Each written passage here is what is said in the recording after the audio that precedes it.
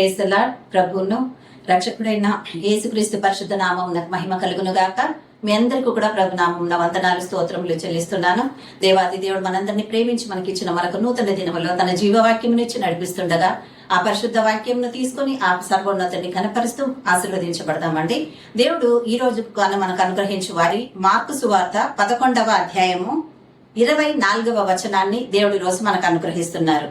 Mark సువార్త 11వ అధ్యాయము 24వ వచనాన్ని దేవుడు అనుగ్రహిస్తున్నారు. ఆ వాక్యము, అందుచేత మీరు ప్రార్థన చేయనప్పుడు మీరు అడుగుచున్న వాటి నెల్లను పొంది ఉన్నామని నమ్ముడి, అప్పుడు అవి మీకు కలుగునని మీతో చెప్పుచున్నాను అని ఇక్కడ యేసయ్య మాట్లాడుతూ సెలవిస్తున్నటువంటి మాట అండి. ఇక్కడ ముందున్నటువంటి వచనాల్లో 20వ వచనం నుంచి కూడా, పొద్దున వారు మార్గమున పోవుచుండగా ఆ అంజురపు చెట్టు వేడి మొదలుకొని ఎండి ఉండుట చూచిరి. అప్పుడు పేతురు ఆ సంగతి జ్ఞాపకమునకు తెచ్చుకొని, బోధకుడా, ఇదిగో నీవు శపించిన అంజురపు చెట్టు ఎండిపోయేనని ఆయనతో చెప్పాను. అందుకు యేసు వారితో ఇట్లనెను, మీరు దేవుని యందు విశ్వాసం ఉంచుడి.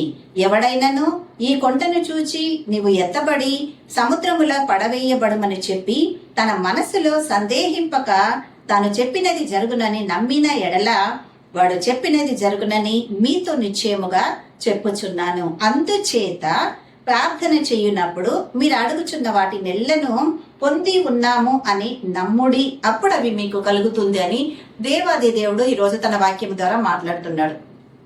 ఎన్నోసార్లు ఈ వాక్యం ద్వారా దేవుడు మనల్ని హెచ్చరించడమో, బలపరచడమో, స్థిరపరచడమో, ధైర్యపరచడమో, నిబ్బరాన్ని ఇవ్వడమో, లేక మనకున్న విశ్వాసంలో ఇంకా మనల్ని ముందుకు నడిపించడమో ఈ వాక్యం ద్వారా అనేక సార్లు మనతో మాట్లాడి ఉంటాడు కదండి.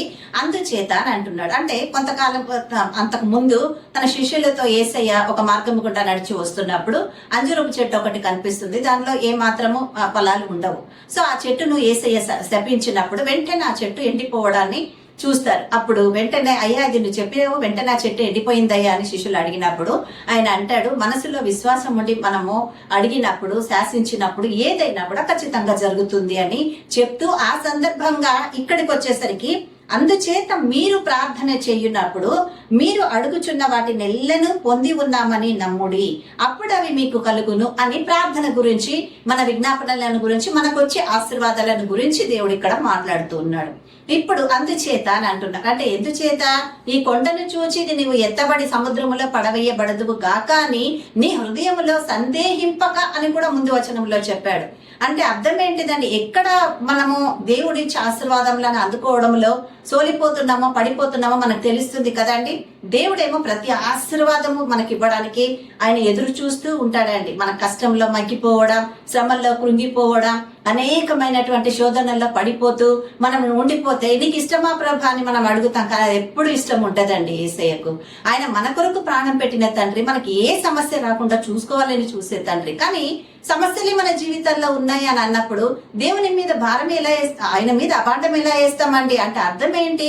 విశ్వాసములో మనమే తక్కువ స్థాయిలో ఉన్నాం కాబట్టి ఈ వాక్యము ద్వారా దేవుడి రోజు మనతో మాట్లాడుతున్నాడు. మీరు ప్రార్థన చేయనప్పుడు వేటినైతే అడుగుచున్నారో అవన్నీ పొంది ఉన్నాము అని నమ్ముడి అని అంటున్నాడు. అంటే నేను అడుగుతున్నాను, దేవుడు నాకు ఇచ్చేశాడు అని నేను నమ్మడంలోనే అవి మీకు కలుగును అని చెప్పిన వాక్యం కూడా ఉంది కదండి. ఇది ఎప్పుడు మర్చిపోతాం మనం. అందుకే ప్రియ సహోదరి సహోదరుడా, ఈ రోజు దాకా ఏ సమస్యల్లో ఉండి మీరు కృంగిపోతున్నారేమో, ఇంకే సమస్యల్లో ఉండి బాధపడుతూ నాకు సహాయం లేదని దేవుని యొద్ద మాత్రమే కనిపెడుతూ అంగలారుస్తూ కన్నీటితో ఎదురు చూస్తున్నారేమో, ఈ రోజు దేవుడు సెలవిస్తున్నాడు. కొండనే ఎత్తి సముద్రంలో పడేయమంటే వెళ్ళి పడుతుంది.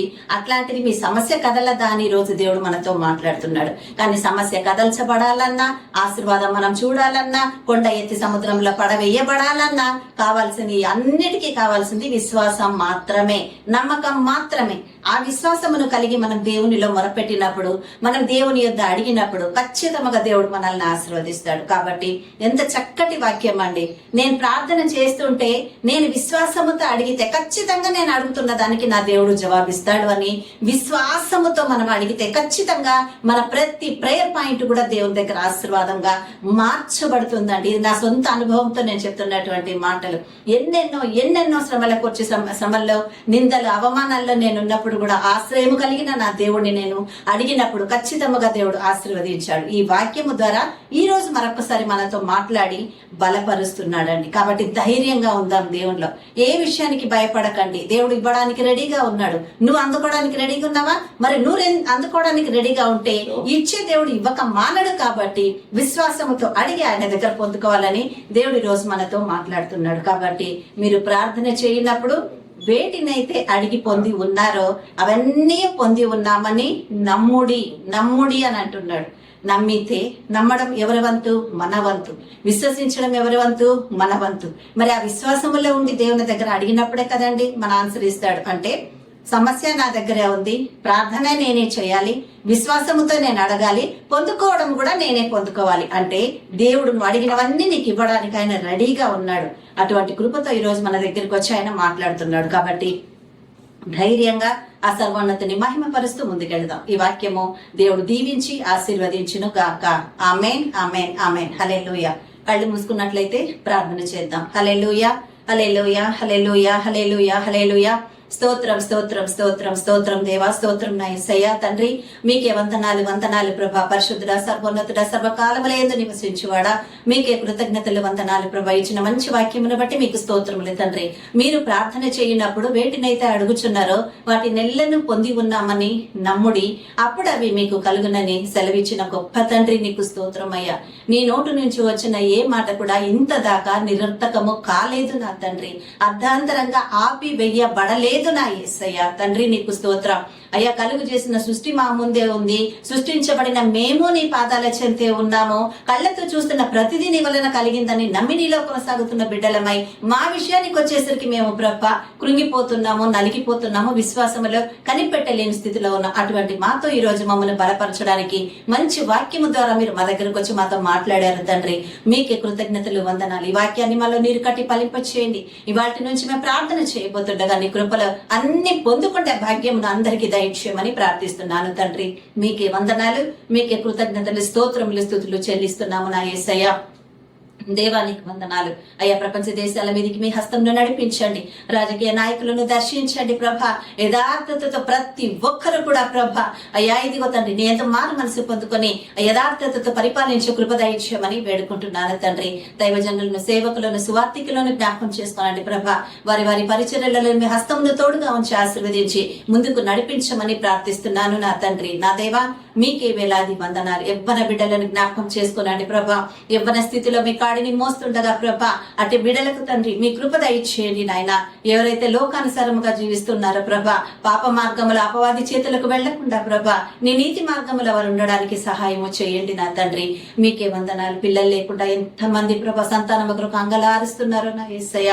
అయ్యా యెషయా గ్రంథంలో గర్భాన్ని ముయ్యవాడును నేనే, తెరుచువాడును నేనే అని కూడా నీవే అన్నావు దేవా. అదే మాటతో తిరిగి కీర్తనల గ్రంథానికి వచ్చి నువ్వు మాట్లాడుతున్నావు నా యేసయ్య. తండ్రి మీకే వందనాలు, మీకు స్తోత్రములు, స్తుతులు చెల్లిస్తున్నాను నా తండ్రి. నా దేవా అయ్యా గర్భఫలము యెహోవాను గ్రహించి బహుమానమని నీవు సెలవిచ్చిన విధముగా తండ్రి గర్భఫలానికి ఉన్న తగిన బహుమానమును ప్రతి బిడ్డ అందుకుంటే కృప దయచేయండి యేసయ్య. అయ్యా మరణ పడకలో ఉన్న వారికి ప్రభ సంపూర్ణ స్వస్థత దయచేయండి నాయన. వ్యాధి బాధలలో ఉన్న వారికి విడుదల దయచేయండి. నీ కృపల బలపరచు ముందుకు నడిపించమని ఇచ్చిన మంచి వాక్యమును బట్టి మరొకసారి మీకు కృతజ్ఞత, స్తోత్రములు, స్తుతులు చెల్లించుకొని మిమ్మల్ని మాత్రమే కనపరుచుకుంటూ యేసుక్రీస్తు అతి శ్రేష్టమైన నామమున మా ఈ ప్రార్థన అంతా కూడా మీ ఆశీర్వాదంగా కూడి ఉన్న మేమందరము కూడా నీ వలన అడిగి పొంది ఉన్నాము మా తండ్రి. ఆమేన్, ఆమేన్, ఆమేన్. హల్లెలూయా. అందరికీ ప్రైజ్లాడండి. ఈ వాక్యం ద్వారా మేము ఆదరించబడ్డాము అని నమ్మిన ప్రతి ఒక్కరు కూడా ఇంకా అనేక మందికి ఈ వాక్యాన్ని షేర్ చేయమని కోరుకుంటున్నాను. ముఖ్యంగా ఈ ఛానల్ ను సబ్స్క్రైబ్ చేసుకొని దేవునికి ఆశీర్వాదకరంగా ఉండాలని కోరుకుంటూ అందరికీ ప్రైజ్లాడండి.